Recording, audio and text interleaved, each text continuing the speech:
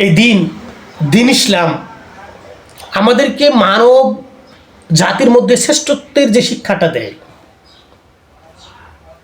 এটা কি সামনে কি পৃথিবীর জীবন, সামনে রেখেছেন পরকাল, হিসাব নিকাশ, বিচার দিবস। সমস্ত জীব জানোয়ার, জন্তু জানোয়ার, জীব, হ্যাঁ বলি না, প্রাণী একত্রিত করবেন স্রষ্টা, সমস্তকেই একত্রিত করবেন করে আর একটা হিসাব নিকাশ ব্যবস্থাপনা করবেন কি দুনিয়ার জীবনের। এই যে আমরা দিন ইসলামের সমালোচনা করি না অনেকেই, এর সৌন্দর্যটা আমরা একটু ভিতরে দেখার চেষ্টা করি, কতটুকু পারি কতটুকু পারবো না সেটা উপরের কথাকে দেখার চেষ্টা করি। এই দিন ইসলাম যেসব মানুষ সৃষ্টি করেছে, যেসব মহামানব সৃষ্টি করে গেছে, তৈরি করেছেন, এখন করে যাচ্ছেন, আমরা তাদের সম্পর্কে আসলে গভীরভাবে না জানার জন্য, আমাদের এই অজ্ঞতার জন্য আমাদের এই অবস্থা আজকে। কেমন মানুষ তৈরি করে জানেন? এই পৃথিবীর জীবনে পরকালীন হিসাব নিকাশের ভয়ে পৃথিবীর জীবন জগৎটা কেমন আপনি জানেন? হয়তো অনেকেই জানেন, কিন্তু আমরা যারা জানার চেষ্টা করি না তারা জানতে পারবো না। এমন মহামানব সৃষ্টি করছে, সেই মহামানবদের মধ্যে আমরা জানি আমিরুল মুমিনিন হযরত উমর রাদিয়াল্লাহু তাআলা আনহু, উমর ইবনে খাত্তাব রাদিয়াল্লাহু তাআলা আনহু। এর ব্যক্তিত্ব এমন ছিল, যিনি তৎকালীন অবস্থানে সর্বশেষ ও সর্বোত্তম, হ্যাঁ, মায়াময় দয়াময় নবী ও রাসূল হযরত আহমদ হযরত মুহাম্মদ সাল্লাল্লাহু আলাইহি সাল্লামকে হত্যা করার জন্য উদ্যোগী হয়েছিলেন। তার মনোভাবটা এত ছিল তাকে হত্যা করবেন। সেই যুগে সে মানবতার কথা বলে, মানুষের কথা বলে, মুক্তির কথা বলে, পরকালের কথা বলে, এই জন্য। আর এই হযরত উমর রাদিয়াল্লাহু তাআলা তার রাসূলের সংস্পর্শে থেকে এমন মহামানব হয়েছিল, কেমন জানেন? পরকালের ভয় ছিল। কল্পনা করতে পারবেন? কল্পনা করতে পারবেন আপনারা? ঘটনাটা আমরা তো শুনি, কতটুকু কল্পনা করি, যারা জানি না তা জানার চেষ্টা করলে একটু কল্পনা করা যায় কেমন যায়। একবার রাজকীয় অবস্থানে হাদিয়া হিসেবে সুগন্ধি এসেছে, ওই রাজমহলের সাধারণ মধ্যে বিতরণের জন্য সুগন্ধি দিয়েছেন, হাদিয়া হিসেবে দিয়েছেন কেউ ধনাঢ্য ব্যক্তি। তো সুগন্ধি বন্টন করে পুরুষের দায়িত্ব দেওয়া হয়েছে পুরুষকে, নারীদের মধ্যে দায়িত্ব দিতে হয়। তো হযরত ওমর রাদিয়াল্লাহু তাআলা অন্দর থেকে দায়িত্ব দিবেন কাকে?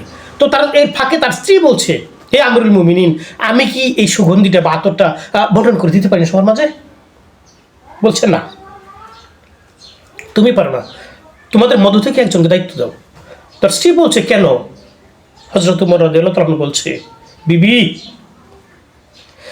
এটা হাদিয়া, সবার জন্য সমান, রাজমহলে যারা থাকবে তারা সমানভাবে বন্টন করে নিবে, বন্টন দেওয়া হবে।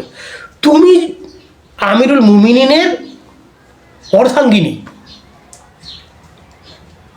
তুমি যদি এটা বন্টন করো সবার মাঝে, বন্টন করার শেষে তোমার ভাগটা তো তুমি নিবে, সবাইকে দিবে, তোমারটাও নিবে, কিন্তু বন্টন করে নেওয়ার পর তোমার হাতের মধ্যে যে অতিরিক্ত সুগন্ধি লেগে থাকে, কাল কিয়ামতের দিন আমি ভয় করি যদি স্রষ্টা বলে, হে ওমর, সে সুগন্ধি বন্টনকালে তোমার স্ত্রী যে অতিরিক্ত সুগন্ধি নিয়েছিল এর হিসাব দাও, তখন আমার বা তোমার জবাব থাকবে না।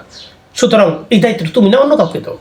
আপনি চিন্তা করতে পারবেন পরকালীন হিসাবের ক্ষেত্রে কতটা তারা অবস্থানে ছিলেন? আপনি চিন্তা করতে পারবেন?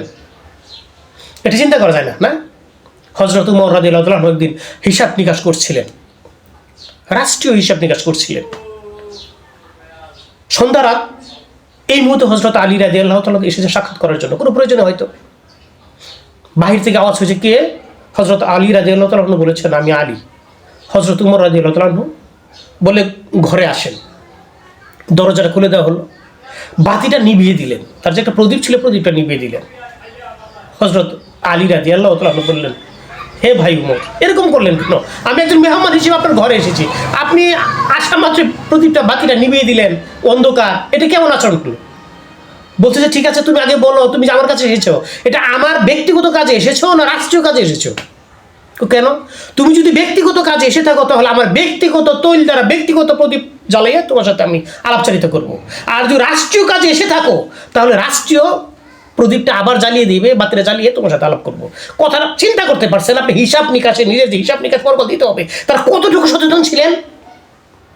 রাষ্ট্রীয় সম্পদ, ব্যক্তিগত সম্পদ ব্যবহারের অবস্থানটা আপনি চিন্তা করতে পারবেন? একটু সূক্ষ্ম জ্ঞান বুদ্ধি থাকলে যদি স্রষ্টা দান করে একটু চিন্তা ভাবনা করে দেখুন, এরকম অসংখ্য ঘটনা আছে। আমি বর্ণনা করার চেষ্টা করছি, চেষ্টা করবো ইনশাআল্লাহ।